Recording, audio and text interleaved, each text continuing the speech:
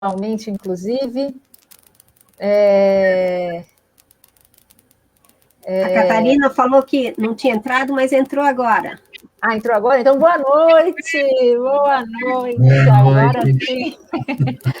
Boa noite, foi um teste, né? Boa noite a todos. Vamos ver aí se tem o pessoal entrando. Boa noite, parceiros. Tudo bem? Boa noite. Quanto Como tempo? é que vão vocês? Eu Como tô é que aqui vão com de meu- pandemia? Todos? Estou aqui com o meu chazinho preparado e vocês estão aí com um chazinho, cafezinho, uma aguinha? É isso aí, estamos. Vou dar um gole aqui, ó. Maria de Fátima, já entrou, boa Existindo. noite. Ah, o pessoal está entrando, então? O pessoal está entrando, o pessoal está Ah, entrando. bacana. A Maria de Fátima. Isso. Boa noite, Maria de Fátima. Vamos aqui falando que estávamos aqui, né, no bastidor conversando que esse é o nosso segundo papo de hashtag Educomunicação de 2021. O papo nasce com a pandemia, né, gente? Sim. O Papo de Educomunicação é um projeto do Instituto Devir que nasce nesse momento de pandemia.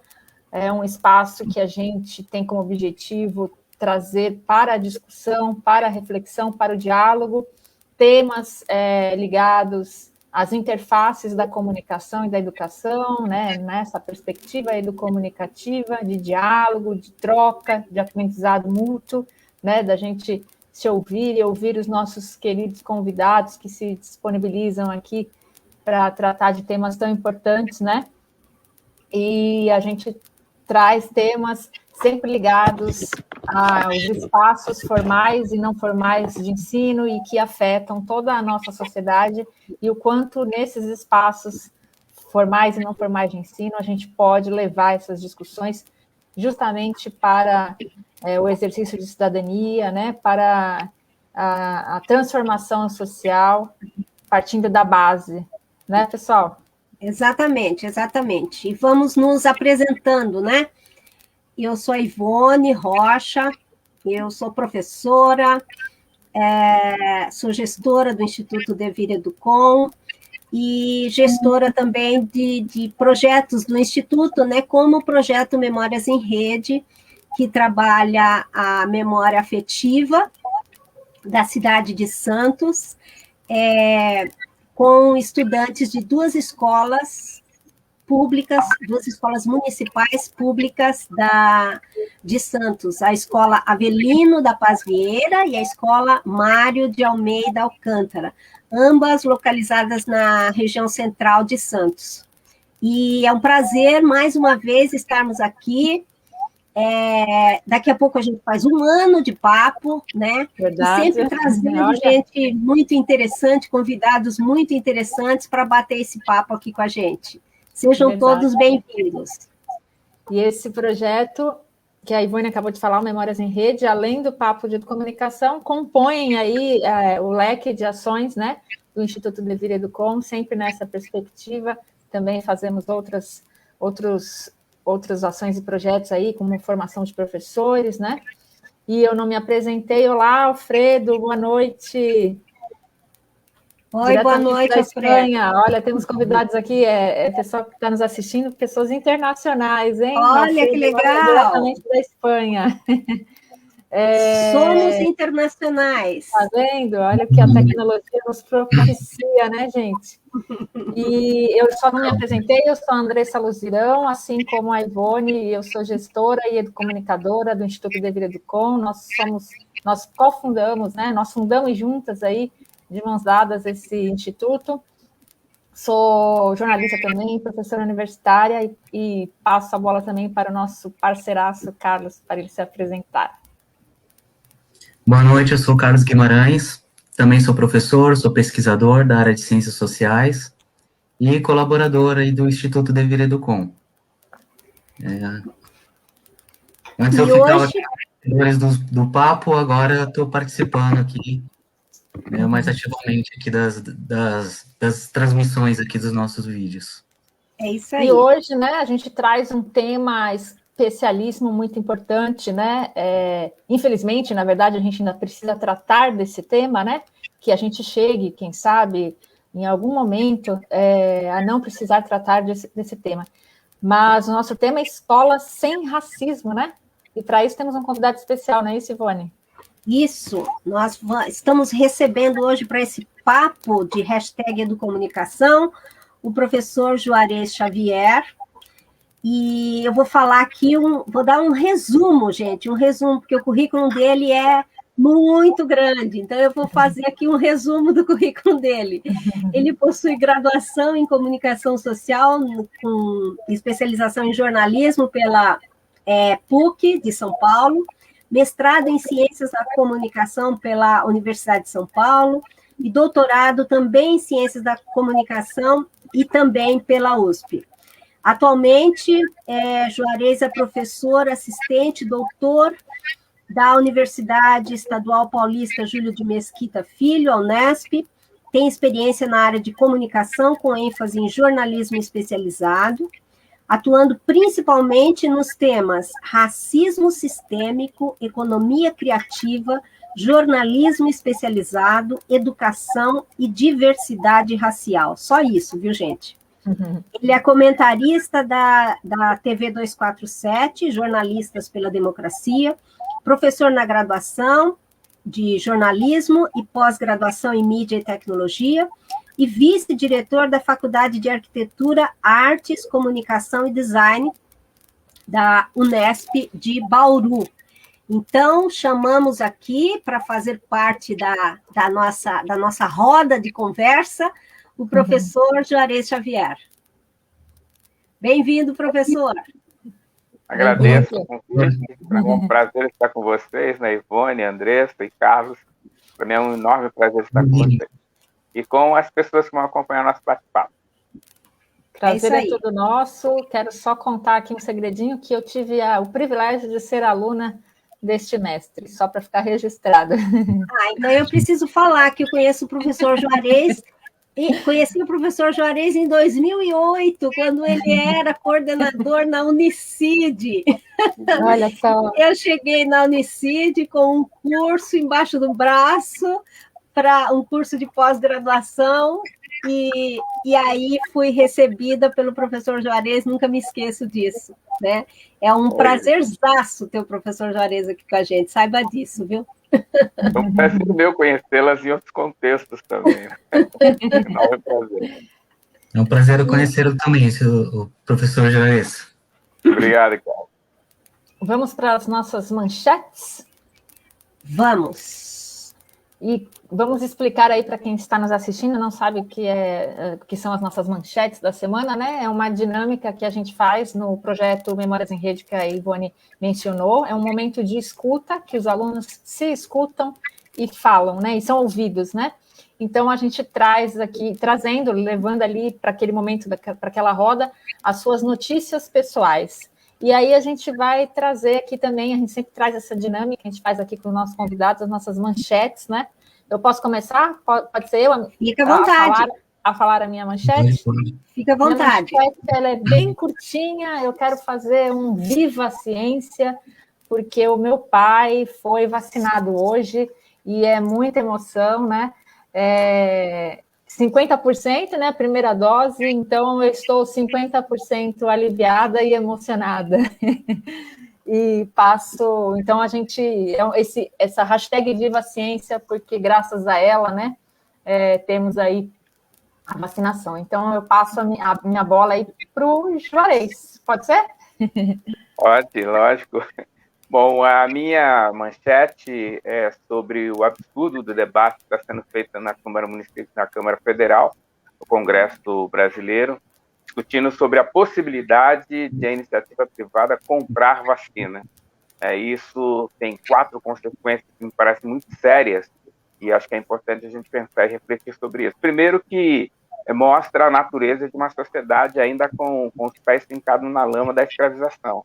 Quer dizer, não tem sentido numa situação como essa você privar o acesso a um bem que deve ser universalizado. Segundo, fortalece a política de apartheid que nós vemos nesse país. Negros, mulheres, pobres e a população LGBT vive apartado do acesso aos direitos na sociedade brasileira, e isso fortalece tal medida. Terceira questão importante é que fragiliza a política pública. A saúde é uma política pública que foi conquistada na Constituição de 1988, o processo de universalização. O SUS é uma conquista extraordinária e esse tipo de ação fragiliza a política pública. E a quarta questão é uma falta de vergonha absoluta das classes dirigentes desse país, que perderam qualquer veleidade de respeito e dignidade ao direito humano. Eu acho que essa é a manchete que eu gostaria de deixar. Aí passo a bola para a Ivone. Ok.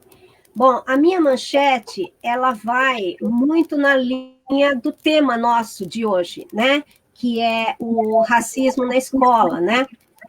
Na verdade, a gente vai falar, a gente vai se colocar como antirracista na escola, né? E a gente vai falar do negro, né? E hoje aconteceu o pré-lançamento do livro A Deseducação do Negro, da editora Edipro, né? Hoje está acontecendo o pré-lançamento, o lançamento vai ser na segunda-feira, dia 5, desse livro, que eu tenho prazer de falar, porque quem fez a tradução desse livro é uma companheira minha de todos os dias de trabalho, que é a Naya Veneranda, ela que traduziu esse livro, e esse livro tem o prefácio somente do Emicida, né? Então, eu queria deixar registrado como a minha manchete da semana. E eu recomendo a todos, né, que leiam esse livro. Esse livro, inclusive, é um livro que deve ser utilizado nas escolas, né? Porque fala de todo esse preconceito, né? Esse racismo que a gente precisa diariamente, cotidianamente combater. É isso aí. Aí eu passo a bola agora para o Carlos. Obrigado, Ivone. Bom, minha manchete de hoje é sobre uma notícia que eu vi, que eu fiquei muito revoltado, que é o prefeito de Curitiba, o Rafael Greca, que ele decidiu colocar uma lei, né, essa lei vai ser votada ainda, é claro, né, mas ele teve, né, né, não perdeu essa oportunidade de passar vergonha, de lançar uma lei que vai multar pessoas que distribuam alimentos, né, a multa vai de 150 a 500 reais, uma coisa assim, para pessoas que distribuem alimentos para outras pessoas em situação de rua, né, então, inclusive faz né, a lei faria uma menção de horários e locais autorizados para isso, né, como se houvesse né, essa gerência de ficar escolhendo local e horário para distribuir alimentação, né? Então, a gente sabe que isso é uma coisa muito mais, às vezes, muito mais informal, né? Embora existam os grupos com locais e horários determinados, né? Existem muitas pessoas que fazem outros grupos em outros locais das cidades que distribuem essa alimentação. Então, num momento tão difícil como esse, né, com todos os problemas e, né, os problemas que a população em situação de rua enfrenta, né, esse prefeito, né, sai com uma dessa, né, nessa semana. Então, é lamentável, né, e fica aí essa manchete aí, a minha manchete da semana. E eu vou começar com a pergunta, então. Pode ser? Pode ser, claro. Bom, professor Juarez, nós gostaríamos que o senhor contasse um pouquinho da sua trajetória e falasse um pouco sobre o enfrentamento, né, do racismo desde a sua época como estudante da escola, aluno das escolas, né, toda a sua trajetória de vida e de enfrentamento com essa questão. Bom, eu tive letramento de enfrentamento ao racismo muito jovem, muito novo. Meu pai era um homem muito interessante, meu pai passou grande parte dos anos 60 preso e foi assassinado em 1970. Mas era um homem muito crítico, né, anticlerical, e ensinou-nos a fazer enfrentamento ao racismo. Ele dizia que se você for ofendido, você precisa devolver na mesma moeda. Era a primeira memória que eu tenho, talvez uma das poucas memórias que eu tenho da convivência com meu pai. E mais tarde minha mãe, uma mulher extraordinária, fantástica, empregada doméstica, que foi boia fria, operária, têxtil, uma mulher extraordinária, me ensinou uma coisa que foi importante para a condição do enfrentamento ao racismo. Ela me ensinou que eu não deveria respeitar quem não me respeitasse. E isso foi um ensinamento fundamental. Então, meu pai me ensinou a fazer enfrentamento à questão racial e minha mãe me ensinou a não respeitar quem não me respeitasse. A partir dessa perspectiva, eu me lembro dos enfrentamentos ao racismo no parque infantil, né? Quando, na distribuição das merendas naquele período, né? Como é que se dava o processo. Me lembro, no primário, eu me recordo que as aulas de educação física eram um problema seríssimo, que a gente ia de uniforme branco. O 13 de maio era um momento terrível para os alunos negros naquele período, por várias razões. Não tinha o preparo que se tem hoje para lidar com a situação. Fiquei 10 anos sem estudar, eu fiquei dos 10 aos 17 anos sem estudar, fui fazer supletivo depois. Ao fazer supletivo para terminar o primeiro grau, um enfrentamento muito duro na sala de aula, um enfrentamento complicado, de agressões verbais e físicas na sala de aula. No período do que eu fui fazer o segundo grau, também enfrentamento. O período na PUC, como estudante, foi um período muito rico, de debate muito importante, né? Fui presidente do Diretório Central dos Estudantes, e num determinado momento, quando se esgotaram os debates políticos, os enfrentamentos políticos, pencou para a questão étnica-racial, no período do mestrado, doutorado, e agora como professor. Ao longo da minha vida escolar, ao longo da minha vida acadêmica, eu não me recordo um momento em que eu possa ter desligado a minha vigilância sobre as violências físicas, simbólicas, em relação à questão do racismo. Né? Como um fenômeno sistêmico, ele atravessa toda a sociedade, e quando a gente está despertado para a compreensão desses fenômenos, a gente consegue perceber as suas dimensões e magnitude. Eu não me recordo uma experiência acadêmica escolar em que eu possa ter passado sem ter sofrido nenhum tipo de violência física ou violência simbólica sobre a questão do racismo, né? O preconceito, a discriminação e o racismo no ambiente escolar. Juarez, só, inclusive, recentemente, né? Se você pudesse até relembrar aqui o episódio que, inclusive, foi manchete nacional, um episódio que ocorreu com você, né? De extrema violência. É um fator que eu acho importante e eu acho que faz parte desse processo. A adoção das políticas de ação afirmativa em 2012, em âmbito federal, e na nossa universidade em 2014, trouxe muitos alunos negros e pardos, negras e pardas para a universidade. E esses alunos trazem a problemática da questão étnica-racial. A presença deles na universidade provocou mudança no ensino, provocou mudanças importantes na extensão e provocou mudanças importantes na pesquisa. Houve uma mudança significativa na universidade. Do ponto de vista epistêmico, as pessoas começaram a observar que nós temos uma episteme ocidental, muitas vezes totalmente distante da realidade que nós vemos no nosso país, que não incorpora a episteme negra, que não incorpora a episteme indígena.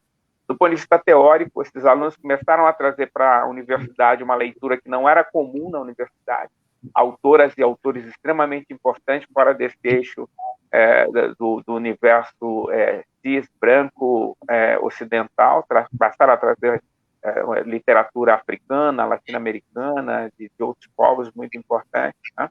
É uma mudança na metódica de pesquisa. É importante discutir que ainda hoje algumas pessoas ainda compreendem na academia o negro como objeto de estudo e não como sujeito de pesquisa. É importantíssimo observar isso. E uma quarta dimensão importante é que esses jovens trouxeram para a universidade o desafio de pensar a questão de romper com a fabulação da neutralidade axiológica da pesquisa. A pesquisa tem intencionalidade e ela precisa ser explicitada. Então, isso fez com que a universidade, os setores mais, penso eu, atrasados na universidade, no sentido de não terem ingressado no século XX, nem ingressaram no século XXI, né, estão presos aos valores do século XIX, fizeram pichações contra alunos, contra mim, contra servidores, né, uma servidora, por exemplo, terceirizada, foi duramente criticada e, ao responder, replicaram com o aumento da violência, né? Então tem sido uma constante. A universidade tem respondido a isso de uma forma muito importante, na minha opinião, né? A sociedade de forma geral, mas a universidade tem respondido a isso. E, lamentavelmente, há uns anos atrás, eu fui agredido na rua por uma pessoa, e foi no Dia Nacional da Consciência Negra, por uma pessoa que se dizia que impulsionada a me agredir por considerar que eu era um inimigo, e aí fez uma grande fantasia em relação a isso, né? Mas eu insisto que essa tem sido a narrativa cotidiana de negras e negros nesse país. A partir do momento que a gente levanta da cama, a gente precisa fazer enfrentamentos, microenfrentamentos, olhares, pessoas que seguram bolsa, que atravessam a calçada, que não entra no elevador, que trata mal nos espaços públicos, que olha atravessado, que travam a porta do banco quando o negro vai entrar. Então, essas violências, elas vão se somando a macros violências no Brasil.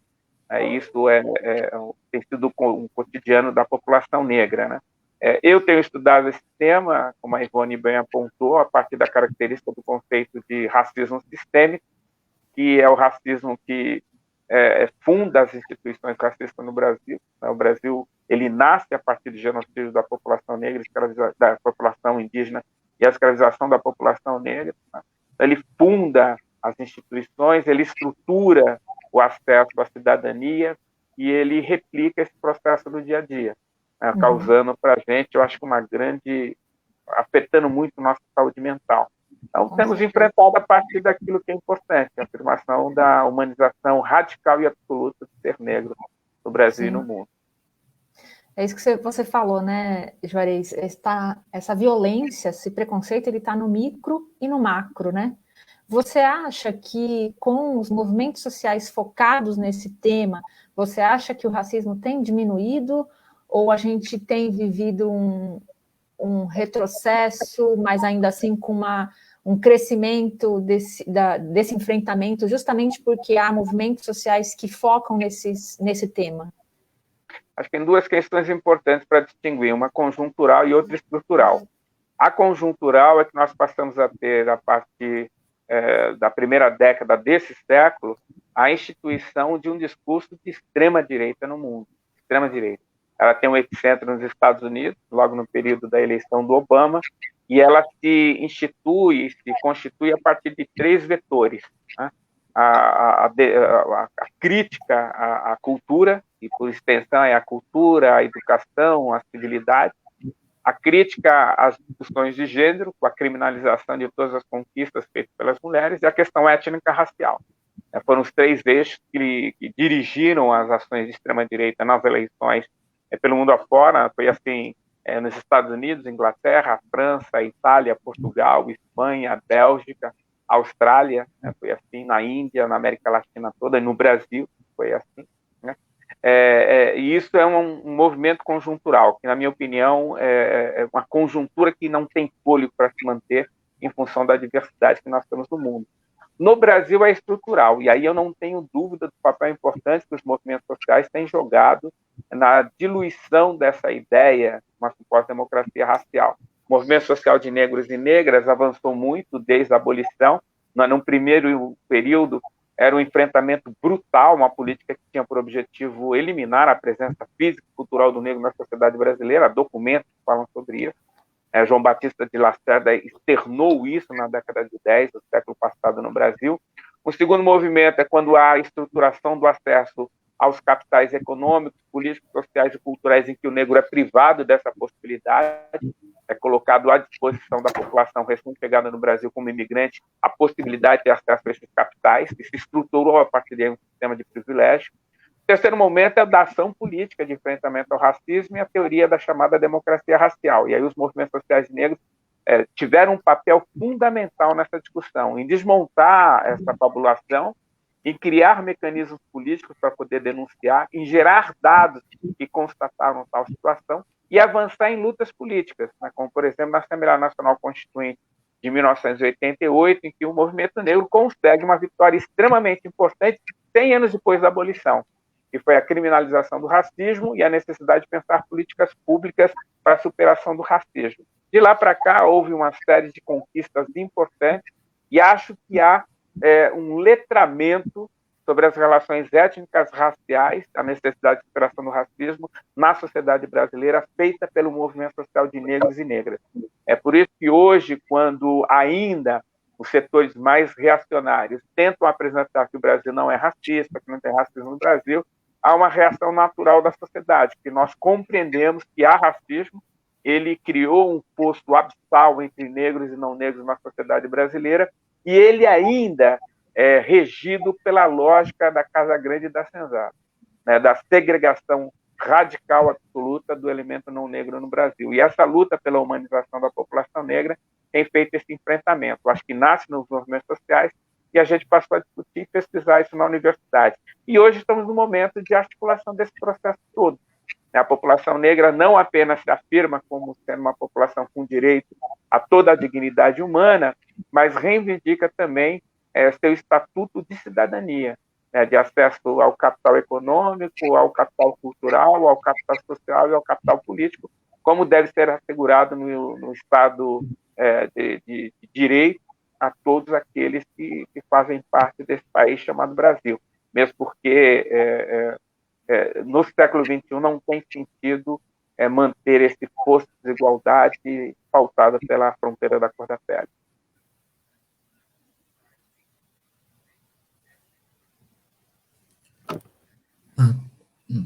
Desligado?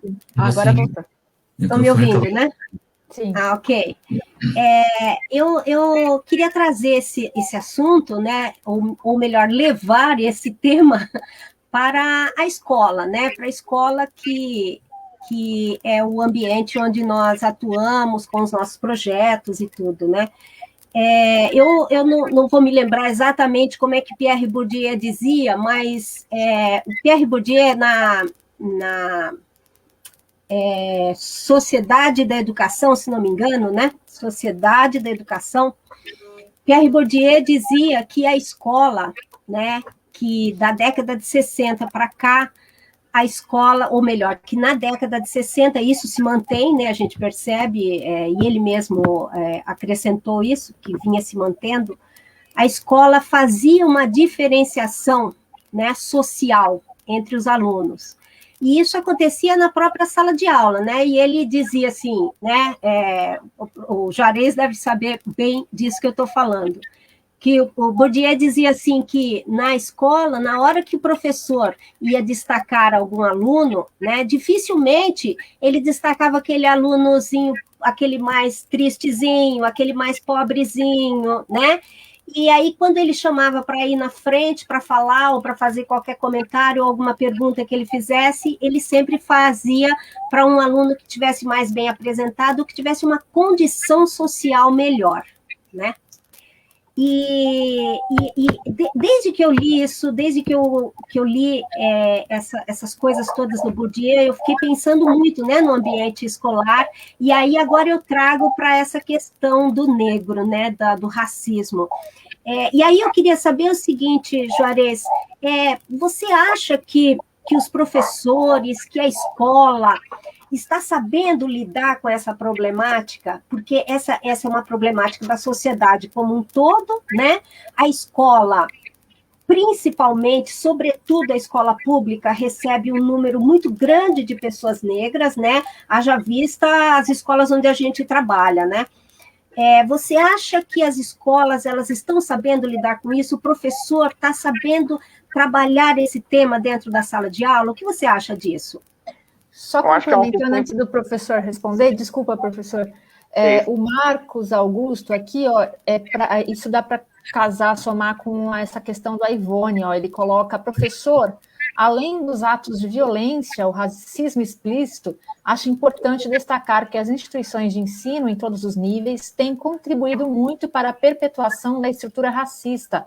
Basta ver os currículos aí, ainda centralizado nos modelos da história única da Europa civilizada e branca. Como o senhor avalia essa questão? Acho que tem muito a ver com o que a Ivone também está trazendo agora, né? Estava lendo isso daí, me lembrei de uma coisa que depois eu vou comentar. Uhum. Acho que tem uma chave muito legal que o Bourdieu nos ajuda a compreender esse fenômeno. Ele vai estudar, talvez, uma das escolas mais republicanas que existia na França naquele momento. E ele vai dizer uma coisa muito interessante. Mesmo sendo republicana no espaço escolar, ele é não republicana fora da escola. O menino rico, ele volta para casa e talvez chega em casa ver o seu pai, sua mãe fazendo coisas que as pessoas ricas faziam, e depois vai para o seu quarto estudar. O menino pobre chega em casa, vê a mãe trabalhando, o pai chega cansado do trabalho e vai para o quarto estudar com 5, 6 irmãos que dividem o mesmo quarto. Então, essa situação já coloca ele em grande desvantagem. As políticas públicas devem ir além dos muros da escola para poder assegurar, de fato, equidade no acesso educacional. Há um fator que me parece bastante importante e que deve ser destacado, penso eu, com bastante precisão. Essa discussão e debate, ela vem sendo feita há muito tempo pelos educadores negros. De uma certa forma, o enfrentamento do racismo na educação é um debate que se estende nas sociedades racistas desde o século XIX. Foi um tema importante nos Estados Unidos a partir de 1865 e passou a ser um tema importante no Brasil a partir de 1888, a questão da educação e a presença dos alunos negros na escola. Como foi apontado, a escola, de uma certa forma, e tem vários tratados que falam sobre essa questão, ela tem uma característica de formação por uma determinada reprodução de determinados valores de uma determinada sociedade. A escola tem sido assim. Em determinado momento, nós tínhamos uma escola racista mesmo. Era uma escola de reprodução do racismo supostamente científico, depois uma escola eugenista, depois uma escola elitista, até chegarmos na escola que nós temos. Entretanto, esse processo não se dá sem contradição. Ele é profundamente contraditório, porque os setores sociais, na medida que entram na universidade e na escola, de modo geral, vão reinventando a escola, vão criando mecanismos para que isso aconteça. Há um fenômeno importante, que é, penso eu, a acumulação de aspectos conceituais nesse processo longo que vai se dando, e num determinado momento, os educadores democráticos, antirracistas, negros, começaram a se posicionar contra esse processo educacional e passaram a desenvolver mecanismos importantes, políticas públicas nesse sentido. A Lei 10.639 nasce com essa perspectiva. E ela não inventa nada, isso é importante, a professora Petronilha tem dito isso. A lei, ela sistematizou experiências que professores negros e antirracistas estavam fazendo na escola para dar continuidade a um projeto.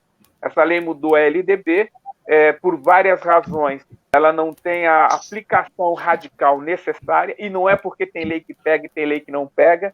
Nós sabemos que as leis que pegam são as leis que favorecem o capital, e aquelas leis que favorecem a população em condições de vulnerabilidade são esquecidas. Essa lei, ela passa por um processo longo de afirmação da sua proposta, mas está viva na mentalidade, na ação política dos professores antirracistas, e tem dado um papel importante na escola. Ela tem criado condições daquilo que Paulo Freire chamaria de problematização. Tem trazido para a escola a problematização do enfrentamento ao racismo. Ele não é exercitado mais como era exercitado no passado, porque hoje você tem um grupo de pessoas que opõem a essa situação. Eu quero acreditar que, nesses últimos anos, houve um avanço significativo. Há um estudo importante feito por uma pesquisadora, Eliana Cavalheiro, que escreveu um livro do racismo do lar ao racismo escolar. É muito importante, eu recomendo bastante esse livro. Há estudos mais recentes, eu tenho orientado trabalhos na educação para focar a questão do racismo. Então, o que você começa a perceber é que há um descontentamento de professores em relação à ausência do Estado na implementação e efetividade da política. É uma política que exige formação permanente dos professores, um processo permanente de formação, o que implica você não sobrecarregar o professor com uma carga horária absurda do ponto de vista das condições de trabalho. É uma lei que exige que as pessoas possam ter um período de estudo e aprofundamento no estudo, para que elas possam lidar com as novas ideias, os novos conceitos, os novos projetos, os novos mecanismos legais que estão sendo colocados à disposição. É uma lei que exige a constituição de uma base tecnológica de suporte dessa ação, tanto material didático-pedagógico tangível como material intangível. Eu gosto de brincar que hoje nós podemos ter a possibilidade de um círculo de cultura freiriano virtual, que pode propiciar bastante um processo de formação permanente, de acesso a aspectos importantes da educação, mas é uma lei que exige a necessidade da responsabilidade por parte do Estado. O Estado precisa assumir as suas responsabilidades. O atual governo, por exemplo, uma das primeiras medidas que ele adotou em relação à educação foi acabar com a SECADI, que era um espaço, uma secretaria importante para discutir questões como essa. Então, é necessário, para que a gente possa efetivar tal política na escola, que você tenha um aporte legal, suporte legal para poder avançar nessa direção. A despeito disso, eu acho que nós estamos avançando. Acho que é um conjunto de pesquisadoras e pesquisadores negros, não negros, antirracistas, que têm construído espaço para criar mecanismos de criticidade à educação racista e à reprodução de tal educação. Ela passa por um processo de questionamento, isso é extremamente positivo, e eu vejo um avanço nos últimos anos. Cada vez mais eu vejo um avanço nesses últimos anos. Nós estamos nos empenhando aqui no nosso território, aqui em Bauru, com um conjunto de professores, de criar condições para que os professores possam contribuir no debate, na formação permanente, para superar essa situação na educação. Um projeto que nós temos aqui na universidade, um projeto institucional chamado Educando para a Diversidade, produziu conteúdo que está à disposição de professoras e professores na plataforma da TV Unesp, com temas da diversidade, são mais de 30 programas, de mais de uma hora, com especialistas, para que eles possam estimular o debate em relação à diversidade e criar condições para aquilo que foi apontado aqui, de mudar a escola, né? Deixar de ter uma educação bancária para ter uma educação crítica.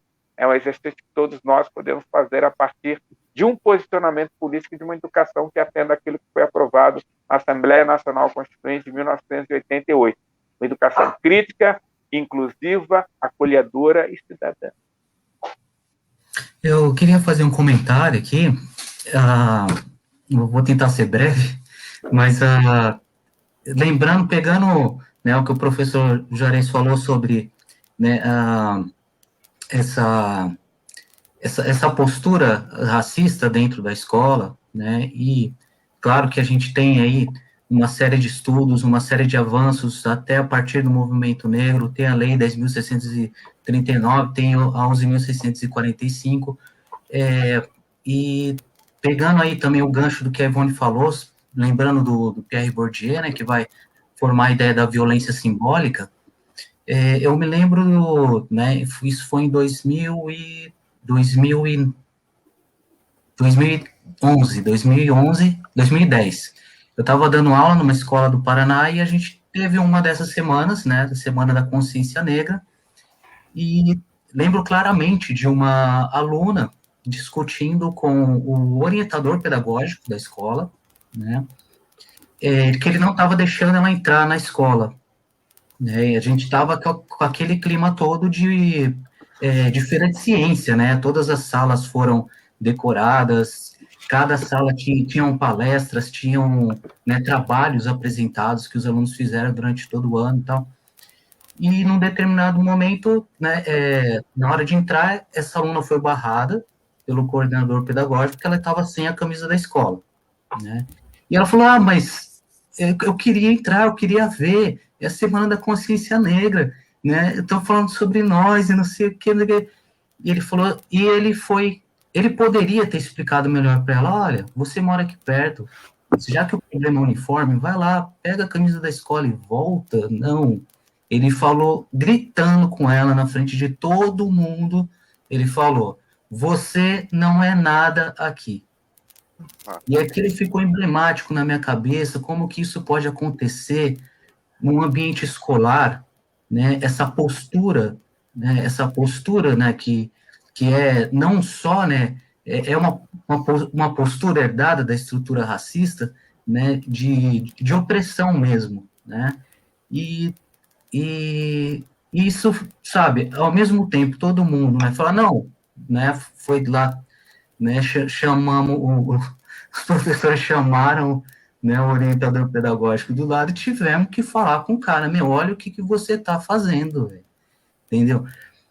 E, então, essa postura, né, opressora, essa postura que é herdada do racismo, né, e vem aí acumulando com todas essas, né, com todas as os nossos traumas históricos né, de opressão, é uma coisa que desemboca até hoje, e eu senti essa onda, né, essa onda racista crescendo, quer dizer, crescendo não porque já existia, né, mas se declarando como se isso fosse um motivo de orgulho agora, né, como uma espécie de represália a todo esse movimento de consciência que foi se formando, né, até mesmo antes dos anos 80, né, e vai, né, é que a partir dos anos 80 começa a virar as leis, né? E aí começa a mudar a estrutura. Quando começa a mudar a estrutura, a coisa começa a incomodar e eles precisam, né? Eles sentiram essa necessidade de barrar todo esse processo, mas, né, é como o professor Juarez aí colocou, a diversidade é muito grande, ela não vai deixar de existir, a gente vai continuar falando mesmo, né? Estudando e tal, né? E eu posso adiantar aquela pergunta sobre os conteúdos, já que a gente estava falando? Carlos, desculpa te interromper, que tem uma pergunta da Naya, né? Muito legal também. E depois tem da Andréa Torres também. É ler, Ivone, a da Naya? Pode ser. A Naya diz o seguinte, o Dr. Carter Woodson, autor do livro A Deseducação do Negro, que eu comentei na minha manchete, inclusive, ele comenta que os negros, estudando pela cartilha, entre aspas, dos brancos, quanto mais estudados, mais se afastam dos seus, pois mais se aproximam do que os brancos consideram importante. E aí vem a pergunta dela. Como juntar a educação oficial a uma educação que atenda às necessidades da comunidade negra? Eu acho que é uma questão importante nessa reflexão do Hudson, né? Que é, num período determinado da educação, você tinha apenas o que a gente pode chamar de mononarrativa, uma única narrativa escolar. Esse foi um período muito longo, e o processo que esse período tinha de reprodução mesmo desses valores. Há uma mudança, na minha opinião, em relação ao que nós vivemos hoje. Hoje, eu creio que um dos aspectos fundamentais, é o que eu tenho discutido nas pesquisas, no debate que eu tenho feito, é a diversidade epistêmica. Dentro desse contexto, não é o que eu leio, é como eu leio. Eu acho que é necessário ter uma visão crítica e não passiva dos conteúdos ou das informações que você entra em contato. Acho que é importante você ter uma diversidade de informação e qualidade de informação, e acho que é importante você ter uma visão crítica sobre a leitura, né? Quando você pega os clássicos, eles revisitam de forma clara, de forma crítica aquilo que foi lido e observado. Então, acho que uma forma da gente superar o que o Hudson aponta, de não ler por uma única cartilha, no sentido de desmontar criticamente os conceitos apresentados, inclusive pelos autores que têm visões abertamente racistas. A compreensão dessa lógica nos ajuda a criar mecanismos para superá-lo, né? Então, a diversidade e a forma com que você lê é importante hoje, né? Na época do Hudson e em período passado, tinha absolutamente razão essa argumentação, porque você tinha uma mononarrativa no processo escolar. Então, acho que a questão da forma como você lê acaba sendo fundamental. E como é que você pode lidar com isso? Há estudos chamados de decolonizadores ou de novas epistemologias, epistemologia do Sul, que podem ajudar na construção desse percurso. Eu gosto da ideia de que a escola formal, ela é um espaço da formação das pessoas. A escola informal, os espaços informais de construção de cidadania são fundamentais, são determinantes. Eu creio que tão importante quanto essa educação formal na escola, para os jovens negros, é importante ter contato com seus aspectos ancestrais, né, com as tradições que essas populações negras construíram ao longo do Brasil, entender a sua episteme. Num debate recente, eu estava falando sobre a necessidade da gente recuperar a episteme da capoeira, que tem uma forma inteligente de lidar com a vida, com a realidade, né? A episteme do tambor, que eu acho que é fundamental, para que a gente possa lidar com esses processos, né, de, por exemplo, a história oral e processos dessa forma. A melhor forma para que a gente possa criar mecanismos, penso eu, para poder lidar com esse enfrentamento, usando uma metáfora que o Gilberto Gil fez no passado, né? Ter os pés fincados como raiz na tradição e ter uma cabeça que é uma antena parabólica, capaz de captar os diversos códigos que estão sendo apresentados e reprocessá-los, né? A minha esposa é pedagoga e usa uma expressão que eu gosto muito. Nós precisamos nos apropriar dos códigos e torná-los adequados à leitura e à realidade política que nós precisamos. Se nós cairmos nessa história da monoleitura, nós corremos o risco de ter limitações aos nossos processos de mudanças disruptivos e de mudanças que possam implicar ações políticas fundamentais. Então, eu responderia ter uma visão crítica de todo aquele material que a gente tem à disposição para poder fazer a leitura e criar condições de sermos enraizados nas nossas tradições, mas ter a capacidade de ter uma antena parabólica, de captar tudo e processar de acordo com uma leitura política e de uma episteme que incorpore o olhar negro, o hálito negro, o sabor negro, a ginga negra e a episteme negra. Que eu acho que é fundamental isso, né? Cria-se uma ciência que eu acho uma ciência mais importante, poderosa, para que a gente possa fazer enfrentamento dessa barbárie que é o racismo na sociedade no século XX. A Andréia, né, traz uma questão. Só que antes dela, Andressa, só um pouquinho, que o Marcos Augusto fala o seguinte, eu acho que ele é só para reforçar isso que o Juarez estava falando. Ele diz a importância do que o sul-africano Mongobe Ramose define como pluriversalidade, contra a história única e também o conceito de história universal, padrão. É isso aí que ele fala. Isso tem sido uma episteme nova, né, na discussão que tem sido feita. Eu concordo plenamente com essa ideia da pluriversidade, da possibilidade da compreensão, e tem sido uma linha percorrida por pesquisadores não ocidentais, né? A gente tem visto isso em várias áreas, na tecnologia, na discussão da pesquisa, na episteme, na questão axiológica, na questão metódica, a gente tem visto essa diversidade. Eu concordo plenamente com essa observação, e é o que eu tenho procurado fazer na minha atividade, né? Ter acesso à diversidade para permitir uma crítica criativa, inovadora, que leve em consideração essa necessidade dessa ruptura epistêmica com a mononarrativa imposta, né, por um tipo de escola, por um tipo de educação, que não tem mais espaço, penso eu, no século XX. Com certeza. A Andréia, né, falou aqui, o professor acredita que sem acabar com a desigualdade social é possível acabar com o racismo? Ela pergunta. Não acredito, André. Eu acho que o racismo ele tem uma dimensão, como eu disse, sistêmica. Uma das formas dele se reproduzir é a partir da desigualdade. É necessário que se faça uma profunda mudança na estrutura da natureza da organização dessa política de desigualdade. É importante destacar que a desigualdade ela não é natural, ela é uma construção. Ela foi construída a partir de um Estado que foi fundado a partir do racismo, que reproduz o racismo e replica o racismo. Quando você cria, por exemplo, a lógica da desigualdade social com um mecanismo de construção de um determinado Estado, você não supera as mazelas dessa desigualdade sem fazer mudanças estruturais. Sem tais mudanças estruturais, você não avança no sentido de eliminar o racismo.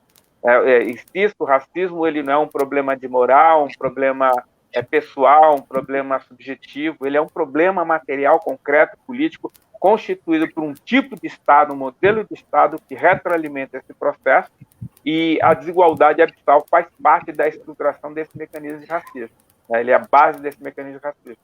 Então, para que a gente possa avançar no sentido de superar, primeiro, os preconceitos de menor-valia, visão de menor-valia sobre a população não branca na sociedade brasileira, em especial, Segundo, os mecanismos de segregação, como diz Fanon, que criou o espaço do não ser nas periferias das grandes cidades.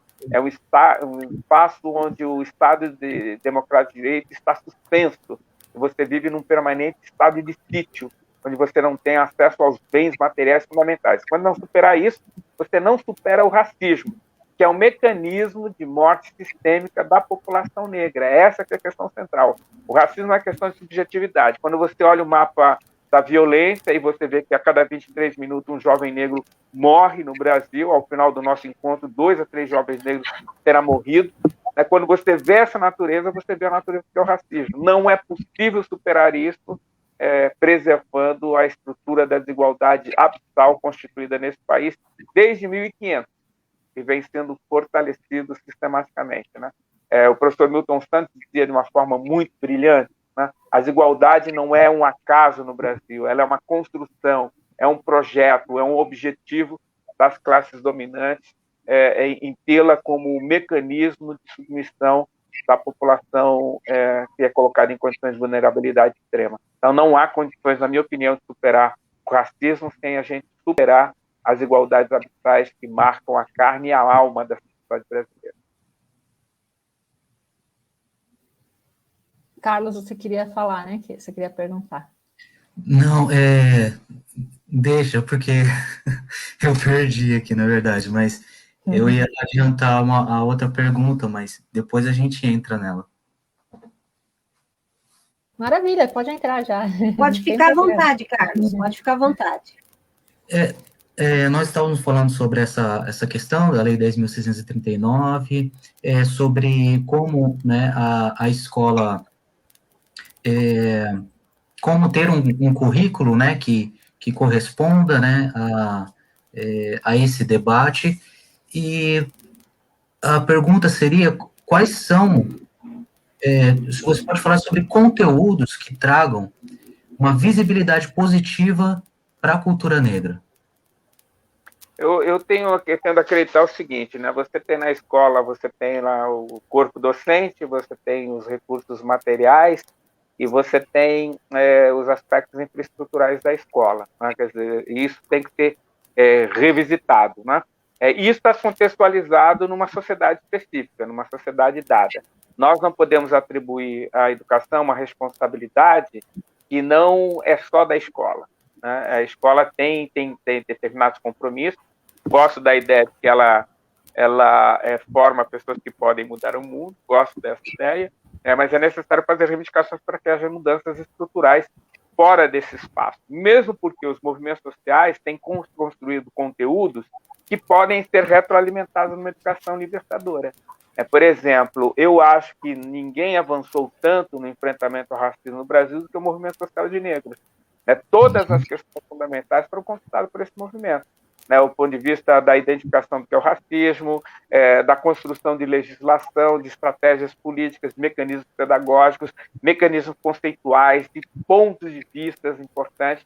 Então, há uma questão que me parece importante feita pelos movimentos sociais. Ninguém avançou mais na compreensão da violência que a mulher sofre na sociedade brasileira do que o movimento social de mulheres, em especial, recentemente, o movimento de mulheres negras, que tem um papel específico no avanço desse processo. Ninguém compreende tanto a questão da violência no campo como o MST. O que eu quero chamar a atenção é que os movimentos sociais, pelas suas ações de intervenção política, construíram um material quase que infinito, que podem ser processados criticamente no processo da educação.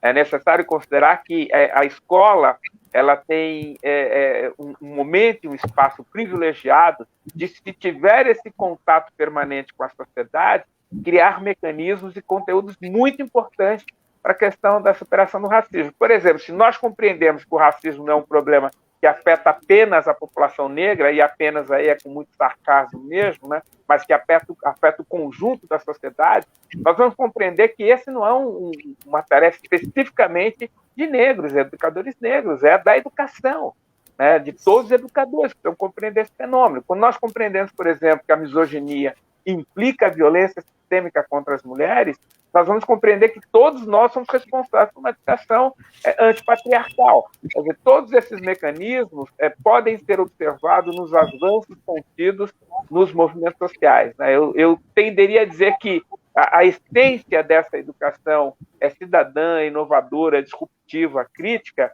A essência disso se encontra na experiência política dos movimentos sociais, que, sistematizados por pesquisas, por reflexões, por experimentos na academia, né, transformaram aquilo que era uma experiência cotidiana numa possibilidade teórica, conceitual importante de superação dessas mazelas na educação. Então, eu diria que os movimentos sociais eles são a essencialidade da produção de reflexões críticas sobre essa questão. Só queria chamar a atenção de uma coisa que é importante. Em uma época, a gente dizia que o problema era a falta de material didático pedagógico à disposição, livros, etc. Tal. Ainda é um problema sério. Mas acho que a questão mais importante é o professor crítico em sala de aula.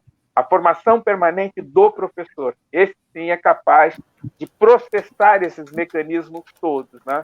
Me recordo, por exemplo, de professoras trazendo para a sala de aula o debate da publicidade, de uma novela, trazendo coisas interessantes de uma música, de um filme. Né? Então, o elemento fundamental, na minha opinião, do avanço da criticidade de uma educação antirracista é a formação permanente do professor, da professora em sala de aula, qualificado, crítico, disruptivo, criativo, acolhedor e, acima de tudo, cidadão e cidadã no exercício da sua atividade profissional. Maravilha, e isso ecoando, né, Juarez, partindo do professor ecoando, isso respinga, né, em todo o chão da escola, em todos os agentes da educação, né. A gente tem uma pergunta aqui da Flávia, que casa com uma pergunta nossa aqui, trazendo a questão da comunicação, né, ela coloca aqui, ó, os meios de comunicação têm o poder de colocar em debate diversos temas na escola e na sociedade. A mídia tradicional, como a TV, tem ampliado a participação de profissionais negros, ao menos diante das telas. Como você avalia o papel da mídia e o que pode ser feito para ampliar a discussão sobre o racismo e reduzir a desigualdade?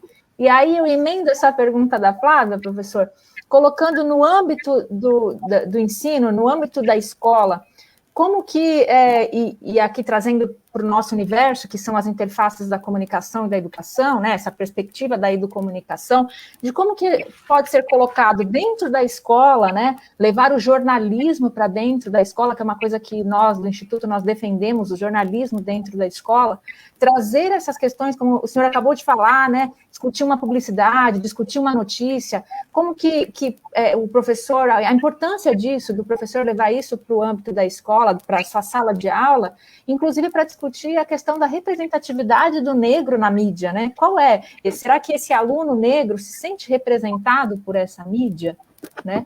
Eu queria que você falasse, escorresse essas duas perguntas, essa pergunta aí da Flávia, que casa com esse universo todo da comunicação. Tem um dado importante, eu gosto muito de um teórico da comunicação, do jornalismo, na verdade, chamado Adelmo Genro Filho, lamentavelmente morreu muito cedo, né? Mas ele tem um livro importantíssimo que eu sempre acho que vale a pena, né? O Segredo da Pirâmide, né? Por uma teoria marxista do jornalismo. O que ele vai trabalhar que eu acho importante? Ele revisita os clássicos da filosofia, revisita Hegel, revisita Lukács, né? Revisita toda a massa de material crítico constituído a partir do campo do marxismo e faz uma reflexão importante. Ele vai observar que a construção, né, de uma determinada construção narrativa universal está no campo da ciência, uma determinada construção narrativa estética está no campo das artes, das linguagens artísticas, e o jornalismo seria a construção da singularidade, o elemento da singularidade que tem o rigor da ciência e tem a possibilidade disruptiva dada pela estética. Então, ele seria o meio-campo entre o discurso universal e o discurso particular. Gosto dessa ideia. Né? Olhando a partir dessa perspectiva, é fundamental a presença do jornalismo em sala de aula por várias razões. Ele pode permitir a conexão entre esses dois espaços, essas duas dimensões. Por exemplo, se eu quero discutir o problema da violência na periferia em relação a jovens negros, né, eu posso ter um documento faz parte de uma pesquisa científica importante, como, por exemplo, o mapa da violência, baseado a partir dos macros dados obtidos pelo grupo de pesquisadores junto ao Ministério da Saúde. Ali tem uma metodologia, uma perspectiva científica. Eu posso trabalhar com esses dados, levar isso para a sala de aula. Eu posso trabalhar com as linguagens artísticas, levar, por exemplo, Racionais MC, levar, por exemplo, o Emicida para a sala de aula, que eles estão tratando do mesmo tema a partir de focos diferentes, e posso levar para a sala de aula as reportagens do Alma Preta, que é uma agência de jornalismo especializado com marcador étnico-racial, para discutir com os alunos. Nesse sentido, esse material jornalístico ele é capaz de ajudar a traduzir a magnitude do discurso universal da ciência a partir dos mecanismos, da discussão dos conceitos, das discussões da macro-leitura. Ele é capaz de trazer a linguagem próxima desses jovens a partir da estética, da sua flexibilidade, da sua criatividade, da sua inovação, e ele é capaz de ajudar a consolidar a essência da informação a partir do jornalismo, o senso crítico da singularidade que impõe a possibilidade de observar a realidade, interagir com essa realidade para pensar a mudança dessa realidade. Então, nesse sentido, a utilização do jornalismo em sala de aula é imprescindível, na minha opinião. Ele tem um papel extremamente importante. Ele não substitui, obviamente, as disciplinas de história, antropologia, português, matemática, porque não é essa a função dele. A função do jornalismo, penso eu, é para trazer os jovens que estão nas escolas, meninas e meninos que estão em sala de aula, para um contato com a realidade e a singularidade dessa realidade, para, apropriando-se dessa leitura, ser capaz de mudá-la, ser capaz de transformá-la, ser capaz de modificá-la, né? E eu tenho pensado muito há muito tempo, quando eu era garoto, né, que eu me afastei da escola, tinha na época um programa, um pequeno programete de televisão em que aparecia um jornalista falando de um dado importante, né? Então, em 1945, terminou a Segunda Guerra Mundial, eram drops de informação. Eu ficava obcecado com aquilo. Nós tínhamos uma TV preto e branco naquele formato, né, bem antigo e tal. Mas eu ficava apaixonado, aparecia aquilo, eu pegava o lápis e a caneta e escrevia o que o cara estava fazendo, né? Mais tarde, fui trabalhar numa banca de jornal e passei a ler uma revista chamada Realidade, que foi uma coisa assim extraordinária. O dono da banca de jornal, o seu Anísio, que foi quem me deu o primeiro livro, ele obrigava eu a ler a revista Realidade e depois fazia uma chamada oral, um pouco como a gente discutiu aqui na abertura do nosso encontro.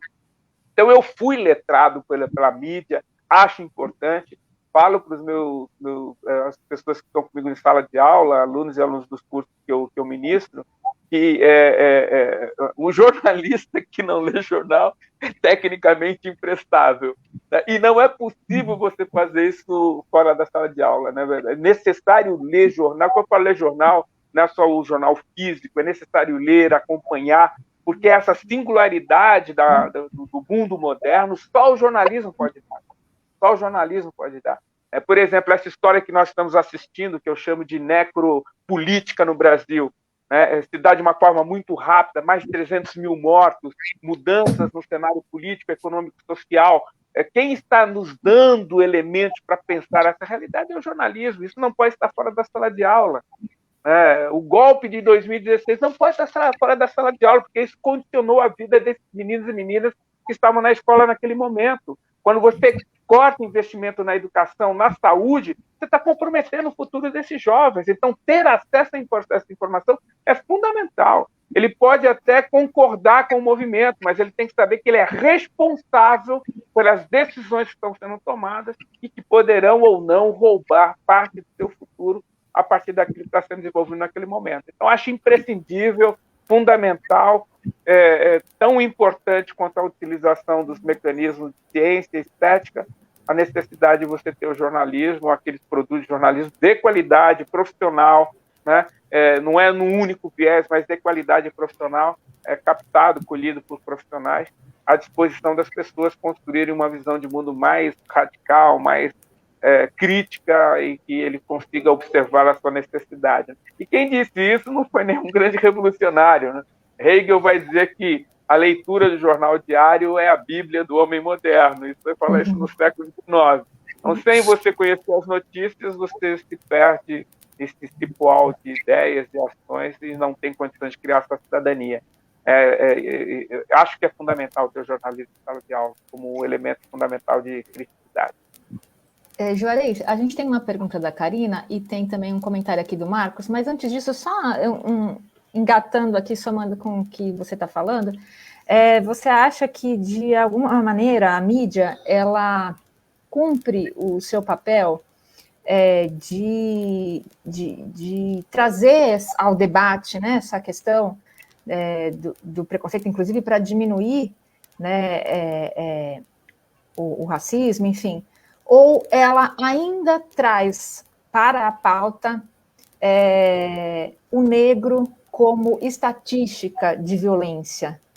A pauta, ela se restringe a isso, e aí a importância também da gente discutir isso dentro da escola, porque esse aluno negro se vê representado na mídia somente pela violência. Acho que também vai ao encontro do que o Carlos disse, dessa visibilidade positiva de conteúdos, né? De alguma maneira, o jornalismo, de uma forma geral, ele cumpre esse papel dele de trazer ao debate outras vertentes do negro.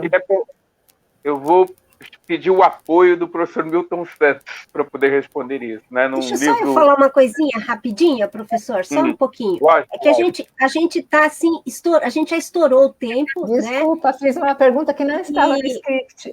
A gente já estourou o tempo, a gente vai ter que terminar daqui a pouco, e tem dois comentários, duas perguntas aqui, se não me engano, que a gente não quer deixar passar, né? Mas, então, se o professor puder ser breve na resposta, não é querendo ser chata, não, mas é que o tempo está... A gente ficaria aqui 3 horas falando sobre isso, porque está muito bom. É o papel do editor. Para registrar, a gente estava comentando aqui no privado, está uma delícia. Está muito bom. É o papel do editor, né? Tem que colocar uma limitação. Mas quero chamar um apoio ao pensamento do professor Milton Santos. Ele vai dizer que a realidade atual que nós vivemos, no livro chamado Uma Outra Globalização, ela é tão complexa que ela comporta 3 leituras. Né? E a questão da utilização das mídias também tem 3 leituras. Tem uma que é perversa. Né? Nós temos uma mídia que é uma mídia segregacionista, que ela é patriarcal, capitalista, supremacista branca, né? Nós temos uma mídia assim, né? E temos dentro das várias mídias leituras assim, leituras a partir desse enfoque. Nós temos uma mídia que é uma mídia que reproduz a fabulação, a reprodução do acesso de 20% da população brasileira ao sistema de privilégio, né? Que fica reproduzindo um universo paralelo, um mundo paralelo. Mas nós temos mídias que são mídias da possibilidade. Esses 3 componentes se enfrentam em determinadas situações. E nessa possibilidade é que eu tenho visto mudanças importantes no jornalismo. O grande jornalismo feito profissional, feito pela mídia corporativa, tem tido boas e excelentes possibilidades de cobertura, que eu acho que é importante, mas há uma emergência de uma mídia, de um jornalismo que é feito na borda do sistema, que é muito importante. Acho que é importante aos professores que estão em sala de aula incorporarem esse jornalismo que está na borda do sistema, de marcadores étnicos, de marcadores étnico-raciais, de gênero e de classe social. Aí sim nós teremos condições de oferecer para os nossos alunos a diversidade e a pluralidade que o jornalismo oferece hoje na sociedade brasileira, até para que ele tenha uma visão crítica sobre essa realidade. Fica a dica aí para o Memórias em Rede, hein? Com certeza, estou fazendo várias anotações. A gente tem aqui a pergunta da Karina, né? Como conscientizar o mercado publicitário, os cursos de graduação em comunicação para uma publicidade antirracista? Eu acho que tem uma questão importante, Karina. Karina é aqui de Bauru, é nossa aluna aqui no nosso programa de pós-graduação, é reconhecida pelo nome e pela foto. Obrigado pela pergunta, Karina. Eu acho que tem uma questão importante, né? Nós podemos fazer isso quando houver mudança substantiva na estrutura social. Isso é extremamente importante. É importante, por exemplo, e a gente já avançou nessa direção, de mostrar que a diversidade não é apenas um problema, e o apenas, mais uma vez, de forma bastante crítica, né, de aspecto mercadológico, a diversidade ela é fundamentalmente epistêmica, decisivamente epistêmica. Então, acho que é possível você criar mecanismos de mudanças profundas nessa possibilidade. Agora, tais mudanças implicarão nas escolas de comunicação quando houver essa mudança na estrutura social. Enquanto, em especial, a educação for um privilégio de um segmento muito restrito da sociedade, nós teremos dificuldade de ampliar o debate antirracista em áreas importantes estratégicas de elaboração, de reflexão, de pesquisa e de mudança conceitual. Para que essa ruptura epistêmica ocorra nos espaços da graduação e pós-graduação de comunicação com foco na publicidade, é necessário que haja essa mudança na sociedade.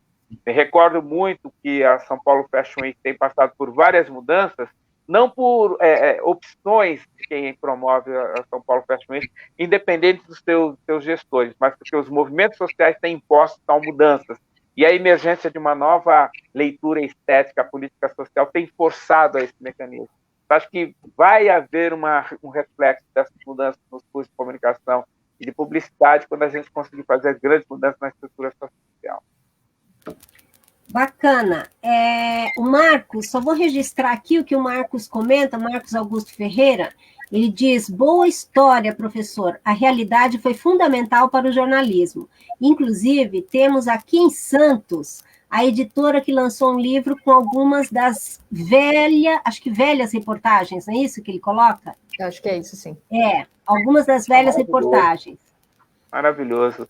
Eu me lembro que uma vez eu estava indo para a PUC e tal, e passei num lugar, tinha lá um pacote de revistas amarrado, as pessoas queriam fazer dela com coleção da realidade. Eu peguei o pacote e levei. Foi a realidade, né? Coisas maravilhosas. Nossa, que tesouro, meu Deus! Tesouro, né? E tem tido coleções, né, da revista Realidade, que eu recomendo mesmo. Eu me lembro quando eu vi a primeira vez uma discussão sobre racismo na realidade, era em relação a um juiz que estava sendo acusado de ser negro, e era um homem, para os padrões que a gente tem no Brasil, branco. Aquilo me chocou profundamente. Depois, com o tempo, é que eu fui, com essa curiosidade, compreender que, diferente do Brasil, lá o racismo é de origem, né? Ele era um homem que tinha nascido numa família negra e, independente da cor da sua pele, ele era um homem negro. Então, a Realidade foi uma revista realmente importante, né, no Brasil. E, lamentavelmente, foi substituída pela Veja, que teve um momento glorioso, né, com o Nino Carta, com o Raimundo Rodrigues Pereira, depois caiu nisso que a gente viu mais recente. Nessa coisa que a gente vê hoje aí. Desculpa, professor, mas é isso mesmo. Eu me recordo que, na época preparatória da Assembleia Nacional Constituinte, eu trabalhava num centro de estudos sociais, e a gente chamava pessoas para falarem, conversarem e tal, aí chamamos o Raimundo Pereira. E lá na época ele falou: não, a Veja é um produto decadente. Eu falei: caramba, a revista é de 1 milhão, tem mais de 3 milhões de leitores, como é decadente e tal.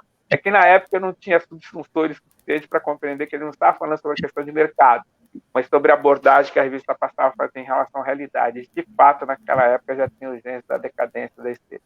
Essa revista já foi importante no Brasil. Gente, a gente vai ter que acabar, a gente sabe que tem perguntas aí. Se o Juarez puder depois no Facebook responder, né? Acho que seria legal. A gente, o nosso compromisso era até às 20 horas, a gente já avançou 16 minutos. Bom, Juarez, não tenho o que dizer, né? Assim, o ganho que a gente teve e quem teve assistindo a isso e quem vai ter vendo depois, né? Desse bate-papo, a gente pode dizer que foi um dos melhores bate-papos que a gente teve aqui, nesse papo de #Educomunicação. A gente só tem a agradecer. E a gente queria também, Juarez, que você pudesse participar com a gente em outros papos, né? Porque a gente quer te chamar de novo para vir aqui para discutir esse ou outros assuntos, enfim, né? Sim. Porque tem muito para a gente conversar. Foi muito bom, né? Eu agradeço bastante a participação de todo mundo que está aqui, né, assistindo. E dos dois colegas aqui, né, a Andressa e o Carlos, e em especial do professor Juarez. Muito obrigada, professor. Muito obrigada, professor. Agradeço imensamente o convite, me coloco à disposição, e acho que nós estamos num momento crucial no Brasil que nós temos que discutir, submeter a crítica a tudo, repensar uma série de coisas, e precisamos estar juntos. Eu gosto da história que a gente tem que bater o tambor para aquelas pessoas que pensam bem estarem bem juntas, para pensar, discutir, inventar e, como diria Mayakovsky, arrancar a alegria ao futuro. É o que nós temos que fazer. Nós precisamos fazer. Ter esperança. É isso aí. Foi uma honra recebê-lo. Faço das palavras da Ivone as minhas, né? Rever o senhor depois de tantos anos, né? É verdade. Professor das melhores aulas de lousa e saliva.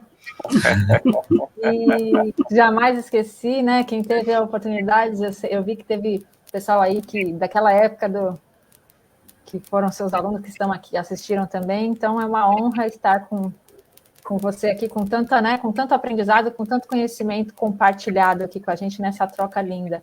Obrigada mesmo. A honra é minha. Eu também quero agradecer, muito obrigado, e foi um prazer enorme conhecer o senhor. Prazer foi meu, Carlos. A gente tem condições de estar falando em outro momento, mas... Certeza. E a gente se despede de todos aqui, muito obrigada a participação de todos mais uma vez, e a gente firma aqui o nosso compromisso de estarmos juntos novamente nesse papo de hashtag Educomunicação no dia 22 de abril. Né, já está marcado dia 22 de abril, oportunamente a gente já vai divulgar o nosso convidado. E... Surpresa, por enquanto. É isso aí, por enquanto é surpresa. É isso aí. Valeu, gente. Obrigadão. Valeu, obrigada, professor Carlos, Ivone. Obrigado, todos que nos assistiram aqui e trocaram. Obrigado, Juarez.